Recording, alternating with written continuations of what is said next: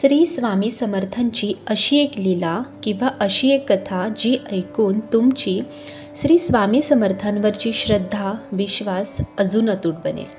श्री स्वामी समर्थ स्वामी भक्ती एक आध्यात्मिक प्रवास या आपल्या चॅनलवर तुम्हा सर्वांचे मनापासून स्वागत आहे। आजच्या व्हिडिओमध्ये आपण श्री स्वामी समर्थ महाराज आपल्या भक्तांना काय बोध करू इच्छितात जे ऐकून तुमच्या विचार करण्याला एक सकारात्मक वळण मिळेल। व्हिडिओ हा खूप महत्त्वपूर्ण होणार आहे, त्यामुळे व्हिडिओ हा शेवटपर्यंत नक्की पहा। श्री स्वामी समर्थांच्या अनेक लीला आहेत आणि यातून आपल्याला शिकायला सुद्धा मिळतं। स्वामींनी आपल्या अनुभवातून प्रत्येकाला शिकवण दिली आहे असे आपण म्हणू शकतो। ही अशीच एक स्वामींची घटना आहे जी आपल्यासाठी प्रेरक ठरते। श्री स्वामी समर्थ चोळाप्याच्या मुलाबरोबर गोट्या खेळत होते। स्वामी म्हणतात, जिंकायचं असेल तर नेम अचूक पाहिजे, लक्ष केंद्रित करावं लागतं।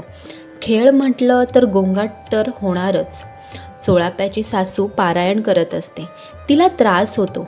चोळाप्याची पत्नी स्वामींना थोड्या चिरक्या स्वरात निदान थोडा वेळ तरी शांतता राखा असे म्हणते। स्वामी मान्य करतात, पण समज पण देतात। पारायण करताना खेळाचा आवाज ऐकू तरी कसा येतो? कोणतीही गोष्ट करताना एकाग्रता हवी। देवाचे नाव घेताना तर ती उच्च पातळीची हवी। चोळाप्पा आपल्या एक स्नेहीजन वामनराव बडोदेकर यांना स्वामी दर्शनाला आणतो। वामनबुवा स्वामींना पाहतच राहतात। एका मुलाला भूक लागली म्हणून स्वामी आतून नैवेद्याचे अन्न आणून घास भरवतात। नैवेद्याचे अन्न आणताना चोळाप्याची सासू विरोध करते, पण स्वामी दुमानत नाही। स्वामी सांगतात, पोथी नुसती वाचू नका तर ती आचरणात सुद्धा आणा। अंधश्रद्धा, सोवळं ओवळं यांच्या जास्त नादी लागू नका। चोळाप्याची पत्नी आणि सासू चोळाप्याजवळ तक्रार करतात, पण चोळाप्पा काही केल्या ऐकत नाही। तिकडे शास्त्रीबुवा वामनबुवांना स्वामींबद्दल घालून पाडून बोलतात। मग ते वामनबुवाला घेऊन आपले गुरु घोलपस्वामीकडे जातात। घोलपस्वामी मुठभर मातीला सोन्याच्या नाण्यात बदलून चमत्कार दाखवतात। वामनबुवा चमत्काराला दुमानत नाही, उलट ते घोलपस्वामींना आपले गुरु स्वामी समर्थांबद्दल सांगतात। घोलपस्वामी सोन्याचं लालच देऊन आपला शिष्य करू पाहतात। वामनबुवा आणि घोलपस्वामी यांच्यात वादविवाद होतो। जाता जाता वामनबुवा सांगून जातात, माझे गुरु येईल तुझी परीक्षा पाहायला। तिकडे शास्त्रीबुवा घोलपस्वामीकडे दगड घेऊन याचं सोनं करा अशी विनंती करतात। अर्ध सोनं आम्ही घेऊ अशा अटीवर घोलपस्वामी आपले प्रयत्न सुरू करतात। पण काहीही केल्या त्यांना यश मिळत नाही।